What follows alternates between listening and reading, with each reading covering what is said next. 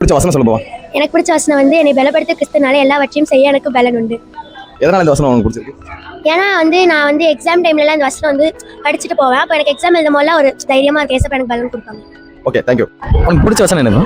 கர்த்தரின் மேய்ப்பராக இருக்கிறார், நான் தாழ்ச்சி அடைகிறேன். என்ன ரீசன்? இதை கேட்கும் போது மனசுக்குள்ள ஒரு கான்ஃபிடன்ஸ் இருக்கும். ஏதாச்சும் நம்ம சில டைம் நம்ம பிடிச்சது எதுவும் நடக்கலன்னா இதை யோசிச்சா பாசிட்டிவ். தேங்க்யூ. பிடிச்ச வசனம் என்னங்க?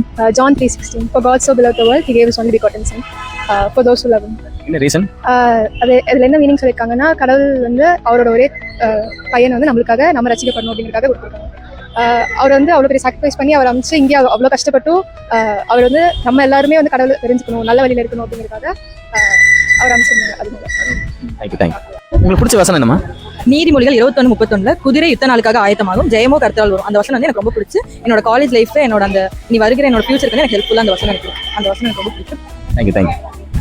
பைபிள்ல பிடிச்ச வசனம் சொல்லுங்க. கர்த்தர் நல்லவர் என்பதை ருசித்து பாருங்கள். எதனால இந்த வசனம் உங்களுக்கு பிடிக்கும்? நான் சண்டே கிளாஸுக்கு போனேன், அவங்க எனக்கு இதை கற்றுக் கொடுத்தாங்க, அதனால எனக்கு பிடிக்கும். Okay, thank you. பைபிள் உங்களுக்கு எந்த வசனம் ரொம்ப பிடிக்கும்? Psalms 46:5 God is within her, she will not fail. So அது கேட்கும்போது ஸ்ட்ரென்த்னிங்காக இருக்கும் அந்த வசனம். So it's my favourite. அதனால இந்த வசனம் உங்களுக்கு ரொம்ப பிடிக்கும். God bless you. Thank you. Bible உங்களுக்கு எந்த வசனம் ரொம்ப பிடிக்கும்? நீ ஆசீர்வதிக்கவே ஆசீர்வதித்து உன்னை பெருகவே பெருக பண்ணுவேன். ஏன் இந்த வசனம் உங்களுக்கு ரொம்ப பிடிச்சிருக்கு? ஏன்னா நான் கஷ்டமா இருக்கிற டைம்லயும் எனக்கு ஏதோ ஒரு டைம்ல ஏதோ ஒரு குட்டா ஏதோ நடக்கும், நல்ல விஷயமா ஏதோ நடக்கும். அதனால கர்த்தர் எனக்கு ஏதோ ஒரு வகையில எனக்கு ஹெல்ப் பண்ணிட்டே இருக்காரு. அதனால எனக்கு அந்த வசனம் கொஞ்சம் பிடிக்கும். தேங்க்யூ. பைபிள் உங்களுக்கு எந்த வசனம் ரொம்ப பிடிக்கும்? சங்கீதம் 55:2 கர்த்தர் மேல் உன் பாரத்தை வைத்து விடு, அவரை உன்னை ஆதரிப்பார், நீதிமானை ஒருபோதும் தள்ளாட விட்டார். இந்த வசனம். ஏன் இந்த வசனம் உங்களுக்கு ரொம்ப பிடிச்சிருக்கு? என்ன வந்தாலும் அவர் பார்த்துக்குவாரு அப்படிங்கிற ஒரு நம்பிக்கை. நம்ம கஷ்டப்பட வேண்டாம், எல்லாத்தையும் அவர்கிட்ட கொடுத்துற, எல்லாத்தையும் நான் பார்த்துக்கிறேன் சொல்றதுனால. Thank you. God bless you. Bible உங்களுக்கு எந்த வசனம் ரொம்ப பிடிக்கும்?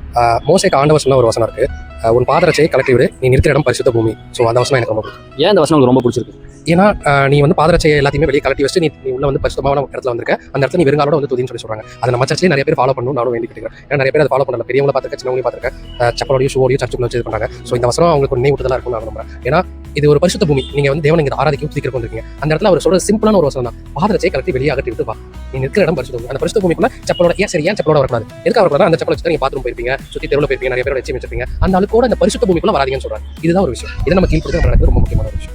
ஃப்ரெண்ட்ஸ், உங்களுக்கு பிடிச்ச வசனத்தை கமெண்ட் பண்ணுங்க.